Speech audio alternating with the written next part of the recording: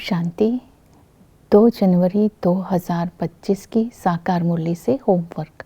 आज की मुरली से हम लक्ष्य लेंगे विश्व का मालिक अर्थात प्रिंस बनने के लिए पूरा बैगर और सतोप्रधान बनने का पुरुषार्थ करना है। बाबा ने इसके लिए विशेषता आज बाबा की जीवन से लेंगे, ब्रह्मा बाबा की जीवन से।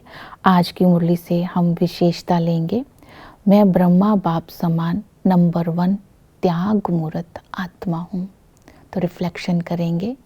साधनों और संबंधों के त्याग के साथ साथ मैंपन और मेरेपन का त्याग मैंने कहाँ तक किया है। आज की मुरली से हम स्वमान लेंगे। मैं लाइट हाउस हूँ। सृष्टि के ग्लोब के ऊपर बाप के साथ कंबाइंड होकर पूरे विश्व की आत्माओं को लाइट माइट दे रही हूँ। ये ऊंच स्थिति और ऊंच स्थान को आज सारा दिन स्मृति में रखेंगे। और आज की मुरली से हम पुरुषार्थ करेंगे धारणा, याद और सेवा।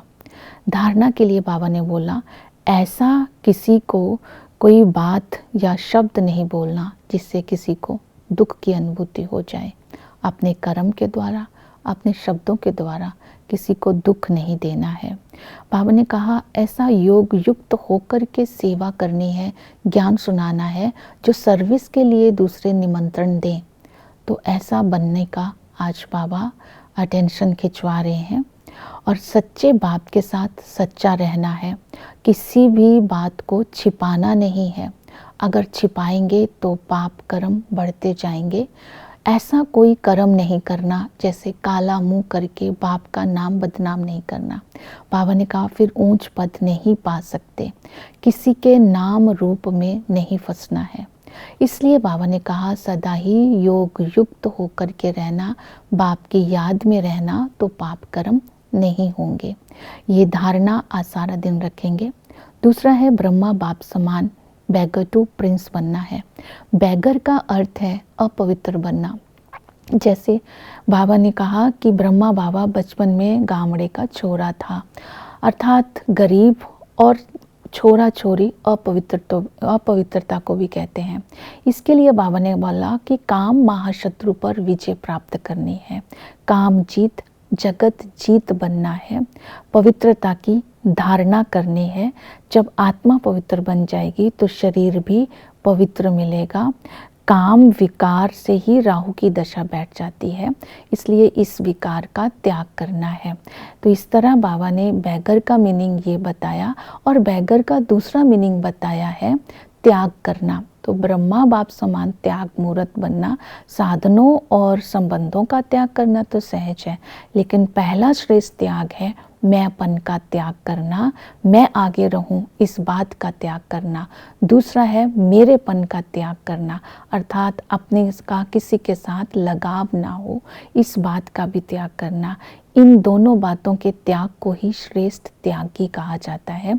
तो इस तरह पूरा बैगर जो बनेगा वो ही भविष्य में प्रिंस बनेगा, अर्थात विश्व का मालिक बनेगा। तो ये धारणा अपने अंदर करनी है। फिर दूसरा बाबा ने अटेंशन दिलवाया योग युक्त होकर के रहना है। तो बाप और वर्षे को सदा ही याद करते रहो तो विश्व का मालिक बन जाएंगे। इसकी विधि बताई बाबा ने, देह के सब संबंधों को भूलो, अपने को आत्मा समझ बाप को याद करने से तुम पावन बन जाएंगे। तो अपने को आत्मा समझने के लिए आत्मा का अभ्यास करना होगा। मैं आत्मा हूँ, इन कर्म इंद्रियों की मालिक हूँ, इसको बोलेंगे देही अभिमानी स्थिति। और बाबा बेहद का बाप है, सर्व आत्माओं का बाप है, पतित पावन है, एक्यूरेट समय पर आकर के हमें पावन बनाते हैं। तो ऐसे बाप की याद से मैं 21 जन्म की बादशाही ले रही हूँ। तो मैं सतो प्रधान बनती जा रही हूँ। इस स्मृति में सारा दिन रहना है।